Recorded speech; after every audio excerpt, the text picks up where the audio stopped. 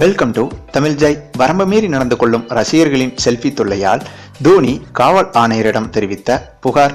பரபரப்பான ஐபிஎல் களம். அது என்ன தகவல்கள்னு விரிவாக பார்ப்பதற்கு முன்பு நீங்க இன்னும் நம்ம சேனலை சப்ஸ்கிரைப் பண்ணலன்னா மறக்காம சப்ஸ்கிரைப் பண்ணிக்கோங்க.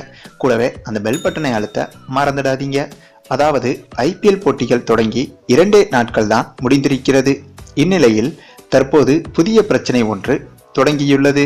அது என்னவென்றால், தோனியிடம் செல்ஃபி எடுத்துக்கொள்ளவும், தோனியின் காலில் விழவும், தோனியை தொடுவதற்கு முயற்சி செய்யவும் என ரசிகர்களின் அன்பு ஒரு சில நேரங்களில் எல்லை மீறி மைதானத்துக்குள் வருவதும், பயிற்சியின் போது இடையே வந்து செல்ஃபி எடுப்பது போன்ற சம்பவங்கள் தற்போது அதிகரித்து கொண்டேதான் இருக்கிறது.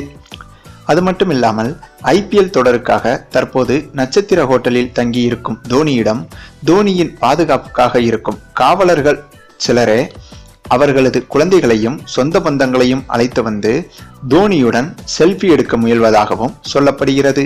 இதனால் தோனியின் தனி சுதந்திரம் பாதிக்கப்படுவதாக எண்ணி சிஎஸ்கே நிர்வாகம் சார்பில் காவல் ஆணையரிடம் புகார் கொடுத்துள்ளனர். இது தொடர்பான விசாரணையை இணை ஆணையர் மகேஸ்வரி நடத்த இருப்பதாகவும் சொல்லப்படுகிறது.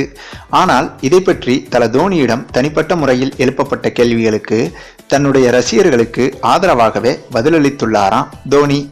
ஆனால் சிஎஸ்கே நிர்வாகம்தான் இதை பெரிதுபடுத்துவதாக தெரிகிறது. ஆக மொத்தம் இனிமேல் எந்த ஒரு ரசிகனும் தோனியிடம் நெருங்குவதை காவல் ஆணையம் அனுமதிக்காது என்பது மட்டும் உறுதி.